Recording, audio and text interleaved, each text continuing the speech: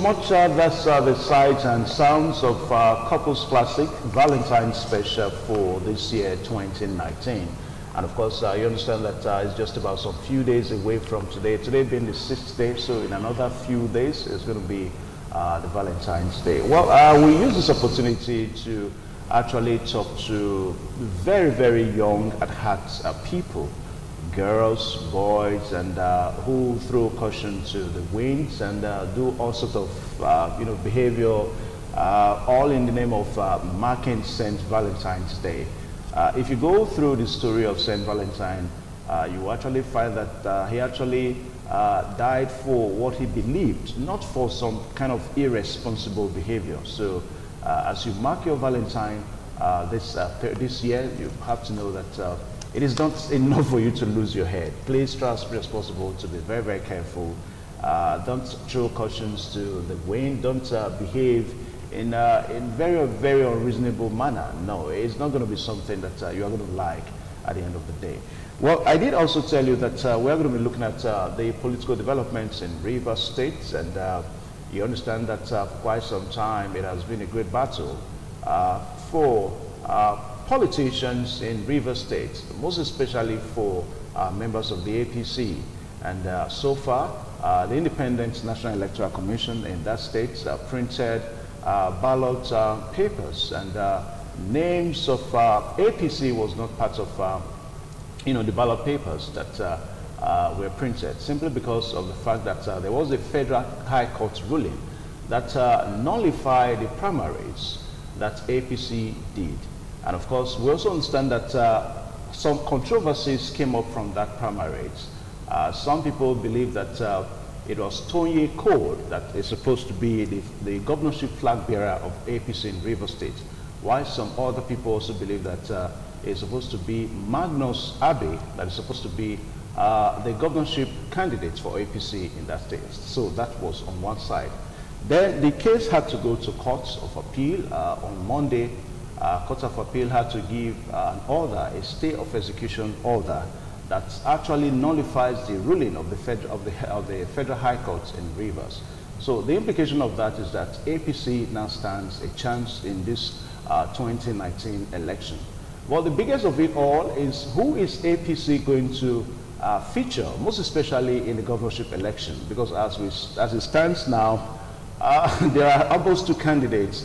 There is Tony Cole, and Tony Cole is said to be loyal to the formation of the Honorable Minister of Transport, Rotimi Amici, while Magnus Abbey is also there. So that is a great challenge for the APC. Who is APC going to feature as the governorship candidate for this election this year, 2019? And some also said that the verdict, the ruling of the Court of Appeal now cannot stand, because already the action was already concluded. When in law, when an action is already done with, then you cannot give a stay of execution order again. What do I mean? I mean that the action of delisting the APC from the ballot paper of the INEC was already concluded with. So there's no way you give a stay of execution. Even if you give it, it cannot hold. Well, we are going to find time as much as possible subsequently to invite lawyers so that we can further dissect these issues as they unfold. Well, to do some talk on this day, we are so privileged to have Mrs. Stella Omonigo. She's a human rights activist, a foremost human rights activist for that matter, an author of many books. As a matter of fact, I was privileged sometime to actually watch a live performance as put together by Mrs. Stella Omonigo, and she's also a public affairs analyst. Madam, you're welcome to this program this morning on ITV. Thank you, Mr. Evans. Thank you for inviting me here. Perhaps let's just watch this short report, and it will further give us more insight into the political developments in Rivers State. Please stay tuned. Following an appeal filed by the All Progressives Congress in the state to stay execution of the judgment of the Federal High Court delivered by Justice Kola Wole Omotosho, the appeal court granted one of his prayers and stayed execution of the judgment. Reading the ruling, Mohammed Mustafa stated that all parties affected by Justice Omotosho's judgment have appealed it, and therefore it will be unjust not to grant the application to stay execution of the ruling. Counsel to APC and INEC comment on the court judgment.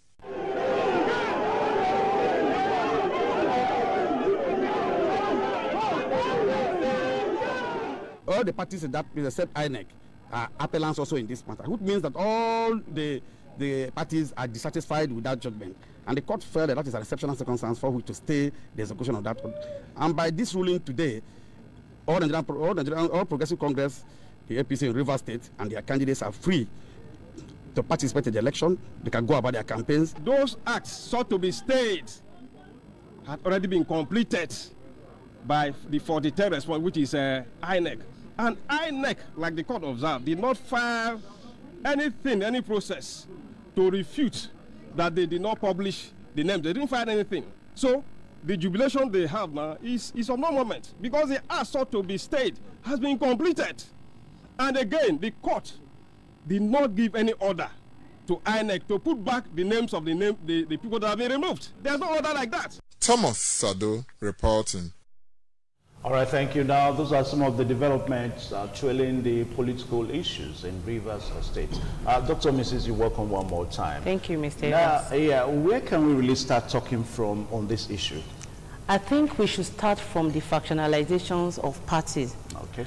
And party leaders trying to encourage, these factionalizations. And also party leaders trying to impose candidates on party members. Okay. Now you have a party. You should allow party members to decide exactly whom they want and how they want the process to go through.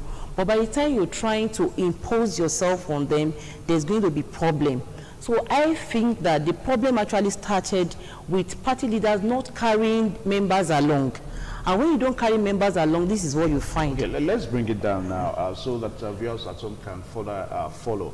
Now, when we say position of, candidates, yes, who imposed one person or the other at if you've been following the trend very carefully, the story very well, you find out that Rotimi Amaechi had an interest. Okay.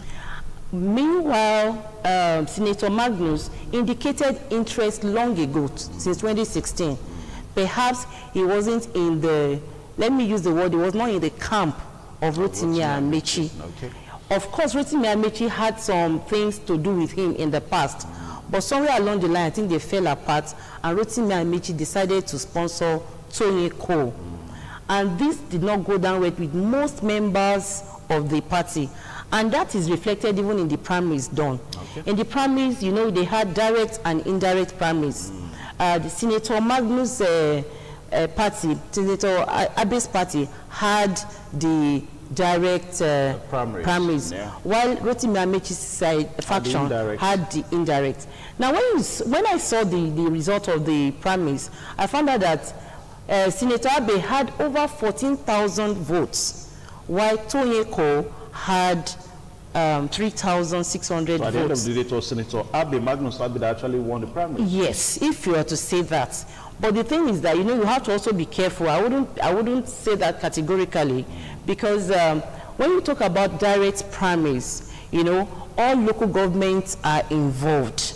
All party card carriers are involved in that primaries.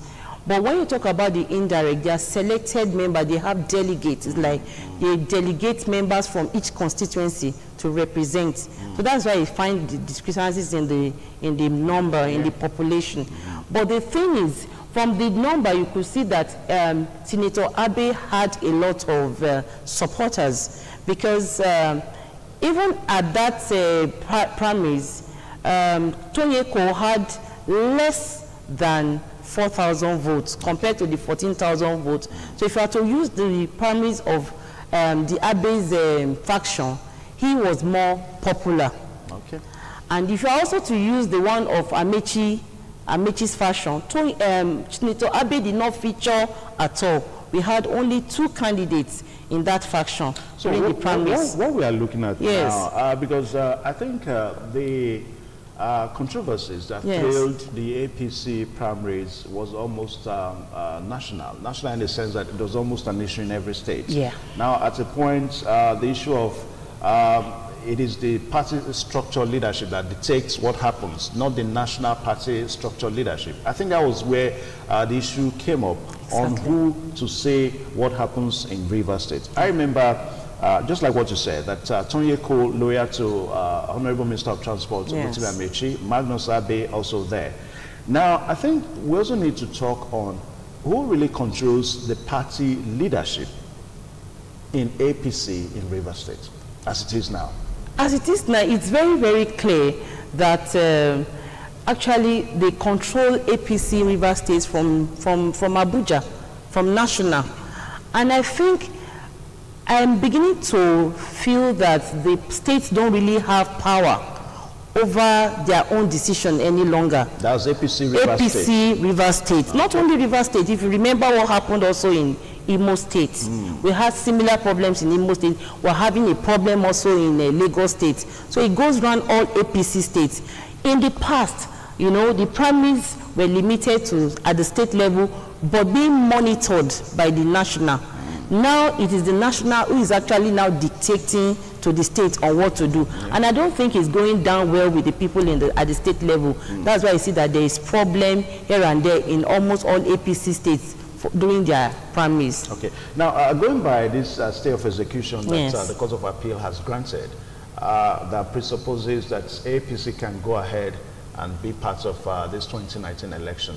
Now, for INEC, just like what I asked the INEC's head of voter education, now he said that INEC being a law-abiding institution will take to the law at any time. Yes. But again, we also remember that the window of opportunity that INEC is supposed to operate with has since elapsed its time limits for APC in Rivers State. So how can we begin to look at that? You see, that's the problem. INEC has to be very careful because Nigerians are watching, people are watching. And you know, when there is a precedent, you have to be very, very careful as well. Okay. In 2007, something like this happened, similarly in Rivers State, where the Honorable Minister of Transport did not win primaries, but went to court after state election. And at the end, the court ruled that he should be the one to represent the party. So we have something to fall on as a background. Now, coming to INEC, you know, when we were talking about the interpretation of a law, it depends on who interprets it and the interest of the person interpreting it. Okay. The way I will interpret the color of your tie might be different from the way another person who has a different opinion or a different interest will interpret it. Ideally, yes, the time has elapsed for INEC to include APC on the ballot papers. But you see, they will I know they are going to go to court and they are going to also interpret the judgment in several ways. We are watching. All I just want to say is that INEC should try. What are you trying to say? What I'm trying to say is the time has elapsed, but I will not be surprised if INEC goes ahead to field APC on the ballot paper. Are you trying to say that INEC is political? Are you saying that INEC is trying to join the APC in Rivers State? Is that what you're saying? Actually, if you've been following the trend of things in the country now, nothing is predictable. Nothing is following the normal course and the usual course. And at every point in time, they bring court order or something to support the moves. You know, that's why I say that the interpretation of a judgment depends on the interest of who is interpreting that judgment. Very soon, you will be very surprised to see that INEC will put because yesterday I heard Tony Eko jubilating and saying that he's very, very close to the promised land. Oh, which means yes, even without the election. Yes. So that's already an indication that he has been promised something, and he already knows the end, even from the beginning. And that is what we find in this country. Okay, but there's also, you know, I think just like what I said, subsequently we should be able to bring a lawyer into this issue as the case unfolds, so that we can get better insight into all this. Now, some school of thought also have it that when you say stay of execution, yes, most especially when it has to do with an action that has been completed. In this case now, the nullification of the primaries in Rivers State is already a completed action. So some people say that stay of execution cannot be applied in this case. I don't know what you see. That's for you, a normal Nigerian. You are seeing it objectively. You don't have any personal interest. But for someone who has personal interest, we tell you that a stay execution, when you're talking about completion of an action, it doesn't necessarily mean it has to be with. It has to do with either the primaries or the fielding of the names on ballot papers. It has to do with the whole electoral process. That's why I said it depends on how they interpret it. Ideally, what it's supposed to be is that there should be a time factor for primaries. There should be a time factor for submission of names of parties that will be on the ballot papers. There should be a time factor for every step in the electoral process. But they can also, because of these personal interest, interpret it to be that it will be at the end of the electoral process. Okay, I was reading some of the comments made by Magnus Abbey, yes, in one of the dailies last night, and of course he pointed out a point that the way it is now, he even stands an opportunity, just the way what's the other man's name now? Toye Cole. Yes. Toye Cole stands an opportunity to be the flag bearer.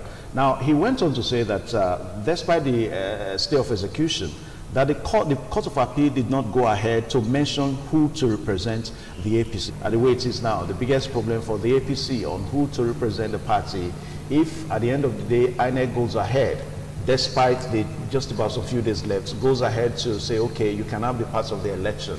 Magnus Abbey is saying that he stands an opportunity. The way what's his name? Toye Cole. Yes. The way Toye Cole stands the opportunity. Yeah. So how will APC now go about all this in Rivers State? In fact, Mr. Evans, it's really very disturbing, the whole development. Why do I say it's very disturbing? You know, when this whole drama started in Rivers State, the judiciary set up a 5-man panel to look into it, and found out that both parties were wrong and nullified the primaries of both parties, of both factions, I mean. Of the APC. Of the APC. Yeah. You know, they talked about the way the executives came in. They talked about even, not only the governorship candidates, they nullified both the senatorial, all the primaries. They nullified. So why are we now suddenly concerned about these governorship candidates? But I think the judgment is the stay of execution applies to all the positions. And but mostly on these governorship candidates. Yeah. And I'm trying to also link it up with the recent developments in the judiciary in Nigeria as a whole. It was Justice Walter Onogen who led the 5-man panel to look into that and nullified the primaries. I'm beginning to think that this will not be unconnected to his removal as the CJN, for them to revisit this issue and then to bring. But you see, with the trend of things in Nigeria, let's try and see the way things are going. Things are no longer going the usual way they go, the normal system. We are now bending the rule. We're bending the laws to suit us, to suit our personal interests, to the detriment of the society. Because when people choose, a set of people chose a candidate, and another set of people who are not as popular as this other set chooses another candidate, it becomes a problem. It poses a problem on the populace. As we wrap up now, Dr. Mrs. Now, what is the best lessons that politicians can learn from this kind of developments? You see, there is already, they are hitting up the polity in the system. And I think that it is high time for politicians to sit down and, let me use the word, recapitulate on all the things going on in the country. Don't impose candidates. You may have a vested interest, but that doesn't mean that you should impose your candidates on the people. And party leaders should learn as much as possible to be objective. Carry your people along. Don't encourage factionalizations. No matter what, try as much as possible to be objective. Let me tell you, I'm a leader in my own little way where I work, and when my subordinates come, when my workers come with problems here and there, even though maybe I have a relation, I don't let that to cloud my judgment, because people are watching. Like I said, APC is the national party, you know, is the winning party in Nigeria, and everybody is watching from time to time, not only in Rivers State, all the developments what's going on in the country. And so they should be very, very careful with the way they handle issues. Okay. We'll just so that they don't cause confusion in the future for other parties. Setting up precedents here and there. Opinion, yes. You know, thank you so much. Thank you. We'll just stop it there. A very big thank you, Dr. Mrs. Stella Omoniwo. Now, Dr. Mrs. Stella Omoniwo is actually a lecturer with the Department of Foreign Languages, University of Benin here, a strong member of FASA, that's Faculty of Arts, and also a very formidable member of ASU, UNIBEN. And thank you so much for finding time to join us on this program. Thank you for inviting me. I appreciate it. Okay, we'll take a short pause now. Please stay tuned.